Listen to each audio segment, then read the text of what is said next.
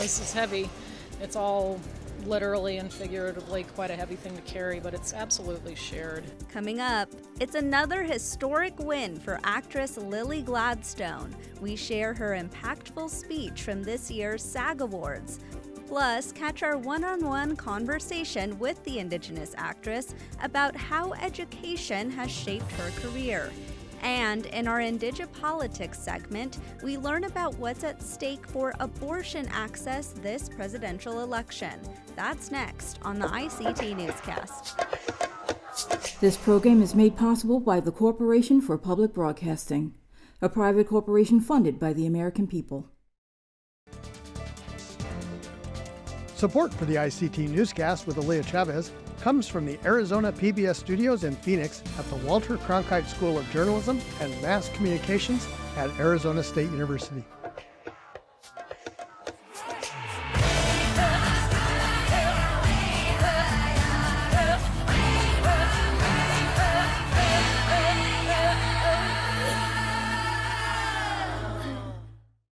Amirawa Hopa, thank you for joining us. I am Aaliyah Chavez. Hollywood's brightest stars gathered this past weekend at the 30th Annual Screen Actors Guild Awards. Among them, one name has captivated audiences with her exceptional talent and taken home another historic win. That's right, Lily Gladstone won the award for Outstanding Performance by a Female Actor in a Leading Role. This is Gladstone's second award for her role in Killers of the Flower Moon after winning at the Golden Globes earlier this year. In her acceptance speech, Gladstone not only thanked her fellow actors, but also fellow storytellers, both known and unknown. Thank you for all of the compassionate souls in this room and all of the storytellers here tonight. Keep speaking your truths and keep speaking up for each other. Have a good one. See you again. Now it's off to the Oscars, where Gladstone has already become the official frontrunner for the Leading Actress Award, overtaking Emma Stone. If she wins, Gladstone will become the first Native person to win in this category. ICT got a chance to sit down with Lily Gladstone to discuss something other than this year's award season. We'll bring you that conversation later on in our newscast.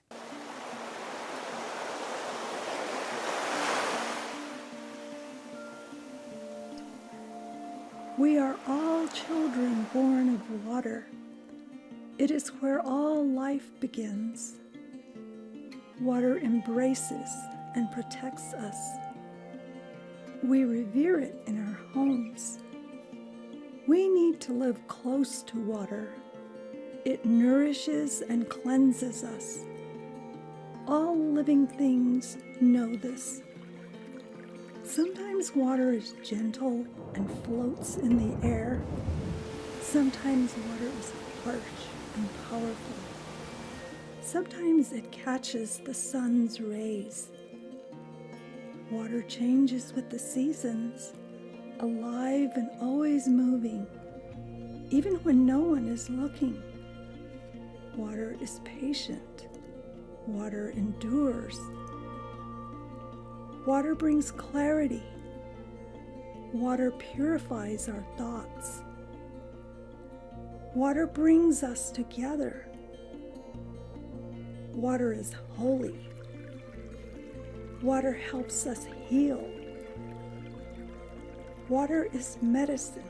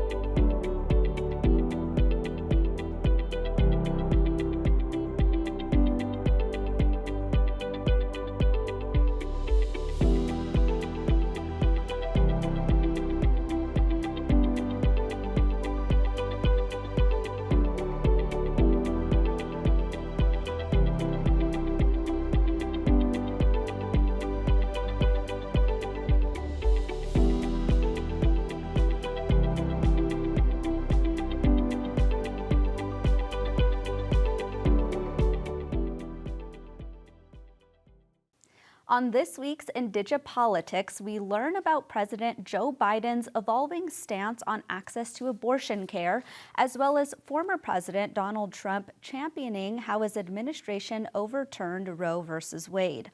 All of this conversation has made access to abortion care one of the top issues this election cycle. Here to talk more about this is ICT political correspondent Polly Dinette-Claw and regular contributor Holly Cook-Macaro. She is the founding principal and president of The Angle, and she is also a board member of IndigiPolitics Media, the parent company that owns both ICT and the ICT Newscast. Welcome back to the newscast, Holly. Hi, Polly. It's good to see you. So let's talk a little bit about access to abortion. President Biden isn't usually so outspoken about access to abortion like we saw in South Carolina. So can you talk a little bit about Biden's evolving history with access to abortion and his support, from the time he was a young senator to now? Well, as we all know, Roe v. Wade was passed in 1973, and I can't recall off the top of my head if Biden was a senator back then. And but really, his position, I think, he has some personal background in his Catholicism, his personal religion, and that position has evolved over the years. I like to think of it as a recognition of the fundamental access and medical care that is provided through access to abortion services and that, of course, is my opinion on the subject. But if we flash back to, let's say, 25 years ago in 1999, the positions of the current candidates that we expect to be in the general election, former President Trump and President Biden, their positions were completely opposite of what they are now espousing on the campaign trail. Trump was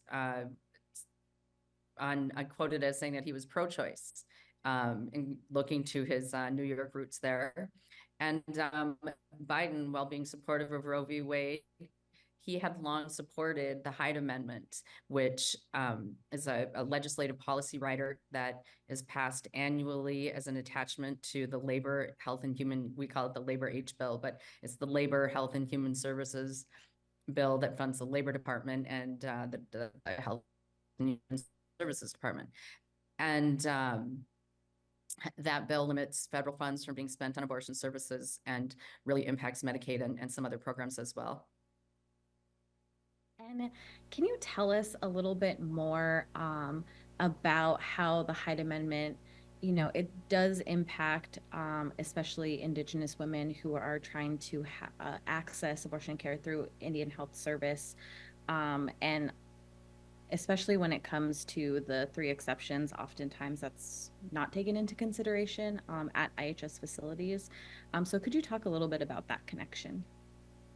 Well, the IHS facilities are federally funded, and the Hyde Amendment specifically targets federal funds. So it has an outsized impact on tribal communities. It has, in fact, an outsized impact on low-income and ethnic and racial and ethnic minority communities because of their reliance on Medicaid. But for Indian country, where we receive our primary health service and health care through the Indian Health Service as funded through administered by the Department of Interior, but through the HHS, Health and Human Services, those are federal funds. The Hyde Amendment specifically targets federal funds. We are probably the most directly impacted than any other community in the country. And during the 2020 presidential campaign, Biden said that he would help to overturn the Hyde Amendment, and he's done a lot of symbolic work around that, mainly not using the Hyde Amendment in his annual budgets. So could you talk a little bit about where that is in terms of Biden's promise? Has it been stalled? Has there been other movement? It hasn't been stalled. The Hyde Amendment is safe and secure as long as we have a Republican majority in the House. The Hyde Amendment, there are also some Democrats who support it, who are in that same place that President Biden was back when he was in the U.S. Senate, where he is supportive of Roe v. Wade, but is also supportive of the Hyde Amendment. So I have been doing this work for 28 years. Hyde Amendment is a fact of life in Washington, D.C. I know that President Biden amendment from the appropriations processing, and certainly not in this cycle. It's not even on the table as a negotiating point. And now switching over to Donald Trump, who has essentially been gloating about his administration overturning Roe v. Wade because of his placements on the Supreme Court.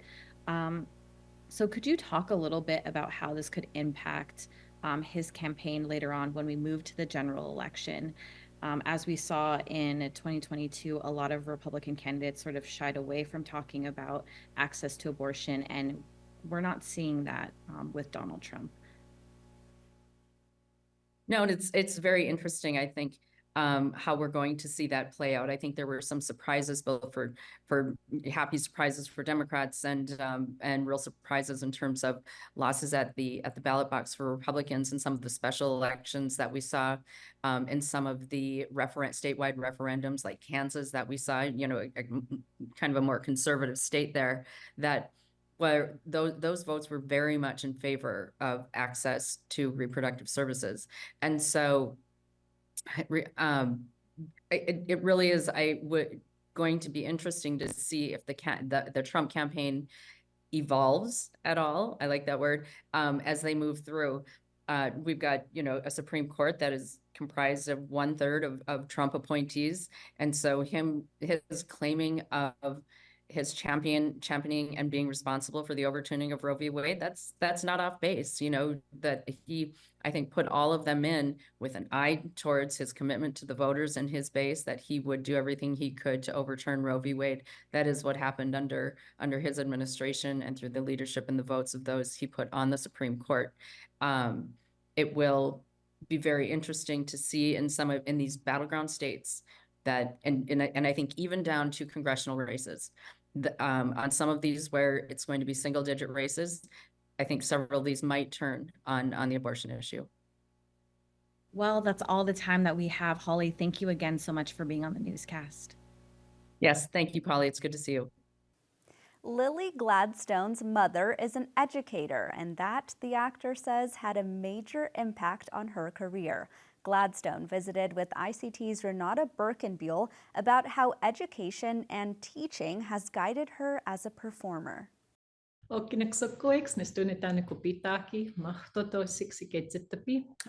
the Blackfeet Nation, Fish Eater Clan through Kainai Nation, and also Nimipu Nez Perce. My father's Howard Gladstone, and my mother's Betty Peace Gladstone.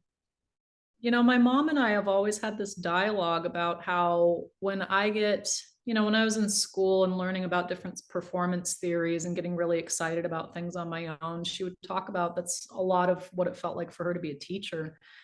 Just the immediacy of what you're doing, the connection with your classroom / audience, the need to kind of improvise sometimes and, supplement and bring things in to fill out what a narrative is. It was cool. It was like, yeah, it takes and spending a lot of years of my own life touring an educational theater piece or several educational theater pieces. Montana Repertory Theater, when we would send out these stories, would also a lot of times put us in the classroom to work with kids. Oh, great. Right. Yeah. It was really fun. And, acting and teaching really do, you're holding a captive audience, and you have to be captivating to hold the attention of a bunch of kids. That's right. That's right. So there's a really nice correlation there. And I found that with my mom's emphasis on self-directed learning, there was a year where I homeschooled and she helped create my curriculum, and we built it around the things I was interested in. I was a dancer before I was an actor, and I just idolized Maria Tallchief, who was America's first prima ballerina and who's Osage. So it's kind of interesting that full circle sort of dive into my own interest in education, and my dad also supplementing his knowledge with things, learning about who Osage are, learning about Osage oil money when I was in 5th grade, and then having a conception, being worried for her family. So I know that I must have had an awareness about Osage being killed for their money. But when you're a kid, you think about it in terms of like being robbed at gunpoint in the night. You don't think about it as this big systemic entire effort. And yeah, it was kind of remarkable that that came back around. A lot of the blankets that I wore in the film were from the Tall Chief family. Were they?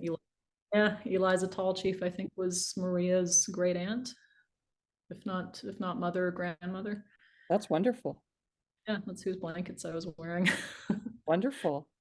How would you characterize your sudden thrust into the Hollywood when you have such a great body of work of independent films and theater? I think a lot of my favorite actors have foundation in theater. And Such as? oh, I mean, Mark Ruffalo is a good example. Marlon Brando being like a big key one. There's just something about how much being on stage sharpens you, because it teaches you how to be part of a cohesive whole and how to be part of a story that you're telling. And I think that really lent itself long term to how I like to be on a film set, because it's much more diverse than just the actor's game there.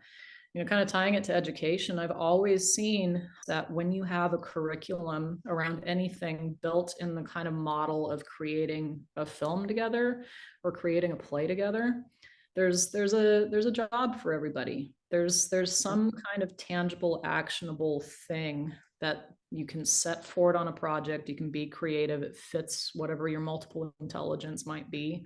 Everybody's really working together to execute one thing together, and kids love it. So there have been several times when I've been a drama teacher, I guess, at summer camps, and more particularly and recently, Red Eagle Soaring in Seattle. Oh, great. Yeah, urban Indian kids from all over the place there. We got together and, from a Klamath story given to us by Roger Fernandez, built out a play together in a very Montessori approach, multiple intelligences, self-directed learning, self-driven interest to create this big piece together. And it was really successful. What would you tell Native youth as you're a very visible representation for them now? What would you tell them in how to stay grounded when you're in acting? I mean, literally, one of the exercises that I do when I'm teaching kids is a grounding exercise. It's called your neutral stance. If you apply like, I don't know, yoga terminology to it, it's mountain pose, but it's standing firmly on both of your 2 feet, your weight distributed side to side, front to back, where you're just solid, and then growing it up from your feet, and then also kind of imagining roots shooting out of your feet and tying you into the earth. And it's just kind of the basis for a lot of acting technique. Being solidly grounded in a neutral stance where, if somebody were to come by and just kind of lightly push you, you could recover. It's an incredible place to just always revisit, because it's your body, your instrument, your sovereign form. And I have to find myself returning to that often, because, as we find in life, there's a lot of times where people come by and they try and push you off balance, but staying grounded, staying literally like visually rooted in the earth, staying balanced in your own form, and trusting yourself that you will catch yourself, that you've got it, I think kids would like to hear that, teenagers especially. What do you have to say as a sign off? Just have a happy day. It's simple, but it's so important. Language revitalization is a priority for many tribes across Turtle Island. It's what ties them to their sense of place and identity. Almost 10 million people identify as American Indian or Alaska Native, but only 250,000 speak their Indigenous language. ICT wants to do its part in perpetuating the beauty of these Native languages. That's why we've added a regular feature to our newscast. Today, let's learn Ojibwe from the Red Lake Nation in Minnesota.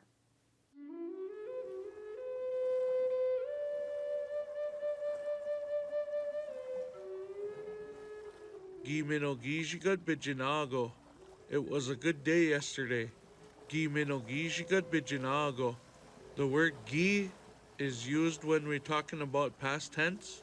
The word minogijigad means that it is a good day, and Bijinago is talking about yesterday.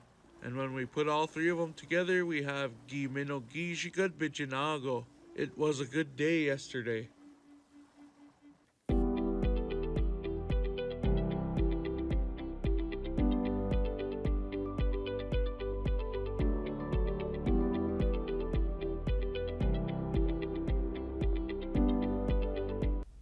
Keith Secola is an Anishinaabe musician who makes rock, folk, and country music. ICT sat down with Keith recently to ask about his career and what music means to him. I remember wanting to be a songwriter and a musician for a while before, but I loved sports too, so sports was always big up there too. Well, I think, first of all, you got to draw attention to it, and that is one way. And the early songwriters would write protest music was a very popular way. And I think the categories of that are there now. You see much of the newer music categories, rap and things, and they're a kind of protest music, like saying what it is. And I think people react to things like that. You write songs, you bring awareness out. But I think like people coming together and singing, and sharing stuff. The Lakota people, and there's prophecies of giants, in North America there are 3 giants, and they were bad giants, and they took down one of the giants and they cut the stomach open of the beast, and they could see corporate tribes inside the stomach, people inside the stomach, and all these things. And they talk about, how did this corporate giant eat all these things, and what scares it. And they say when people sing together scares it. When people play the flute scares it. It scares it because of the power of the people. I think that we have the power. As an artist, you want people to look at your painting and then appreciate the subtleties of it. Like, oh yeah, you said this lyric or you said that lyric. And then sometimes just to, when you're playing in public, to see people moving and dancing is a lot of fun.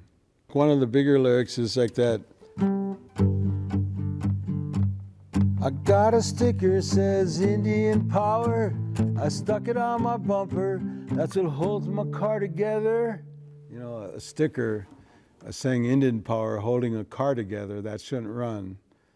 I think that symbolism is right there, and it's out there. And I think that's what people really like that song, because as a songwriter, you kind of write your song out of your music, yourself out of the music. So they have a the metaphysical understanding where it belongs to more people.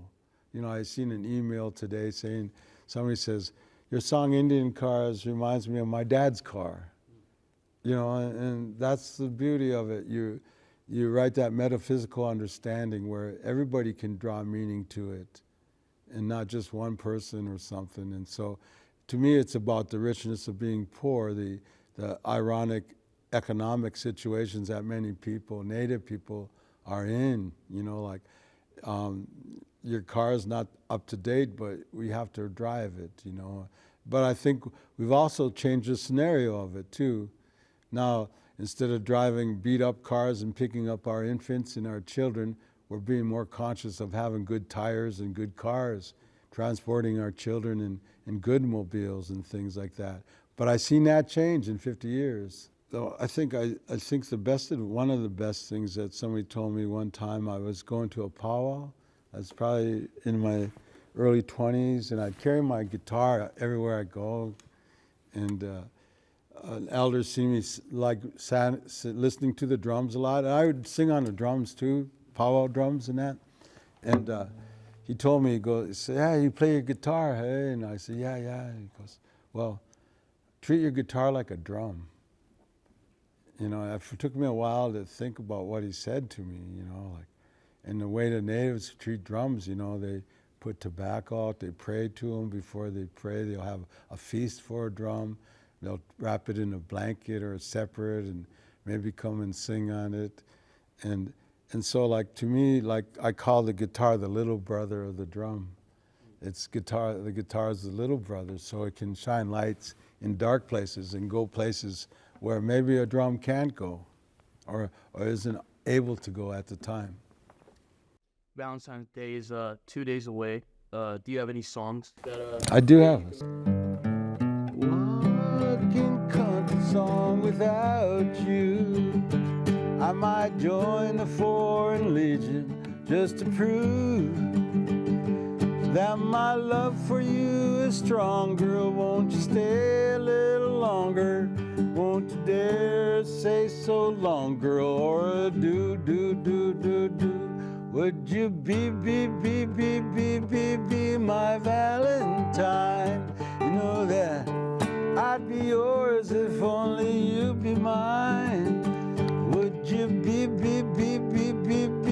my Valentine? I'd be yours if only you'd be mine.